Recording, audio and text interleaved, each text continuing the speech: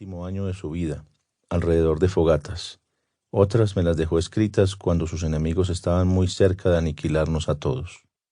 Este acercamiento a la historia de mi padre me llevó a personajes ocultos por años, que solo ahora estuvieron dispuestos a contribuir con este libro, para que mi juicio y el de la editorial no estuvieran nublados, pero sobre todo para que nadie, nunca más, herede estos odios.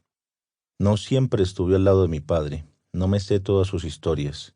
Miente quien diga que las conoce en su totalidad. Me enteré de todas las memorias que contiene este libro, mucho tiempo después de que sucedieron los hechos. Mi padre jamás consultó ninguna de sus decisiones conmigo, ni con nadie. Era un hombre que sentenciaba por su propia cuenta.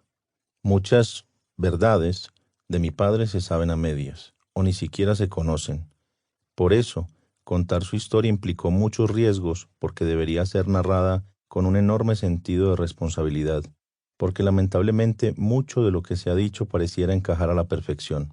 Estoy seguro de que el filtro de acero que puso Planeta con el editor Edgar Telles contribuyó al buen suceso de este proyecto. Esta es una exploración personal y profunda de las entrañas de un ser humano que, además de ser mi padre, lideró una organización mafiosa como no la conocía la humanidad. Pido perdón públicamente a todas las víctimas de mi padre, sin excepciones. Me duele en el alma profundamente que hayan sufrido los embates de una violencia indiscriminada y sin par en la que cayeron muchos inocentes. A todas esas almas les digo que hoy busco honrar la memoria de cada una de ellas, desde el fondo de la mía. Este libro estará escrito con lágrimas, pero sin rencores, sin ánimos de denuncia, ni revanchismos y sin excusas para promover la violencia, ni mucho menos para hacer apología del delito. El lector se sorprenderá con el contenido de los primeros capítulos del libro porque revelo por primera vez el profundo conflicto que hemos vivido con mis parientes paternos. Son 21 años de desencuentros que me han llevado a concluir que en el desenlace final que condujo a la muerte de mi padre, varios de ellos contribuyeron activamente.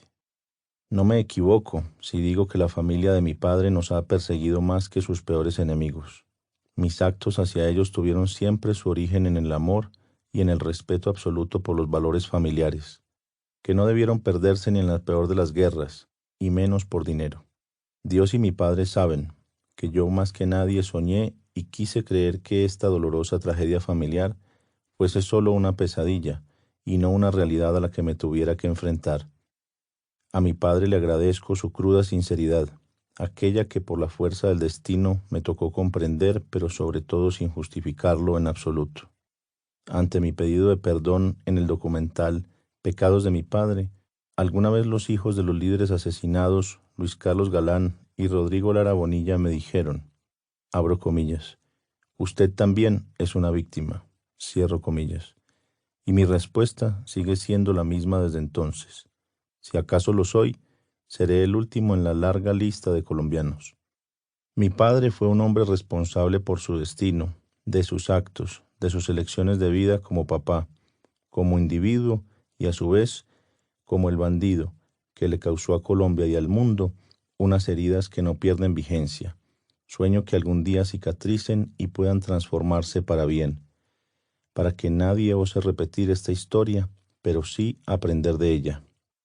No soy un hijo que creció siendo ciegamente fiel a su padre, pues en vida le cuestioné duramente su violencia y sus métodos, y le pedí de todas las maneras posibles que abandonara sus odios, que depusiera sus armas, que encontrara soluciones no violentas a sus problemas.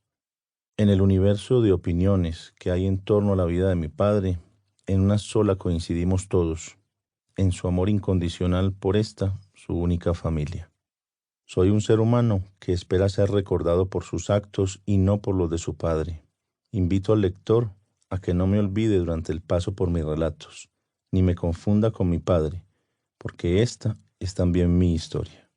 Juan Pablo Escobar. Capítulo 1. La traición.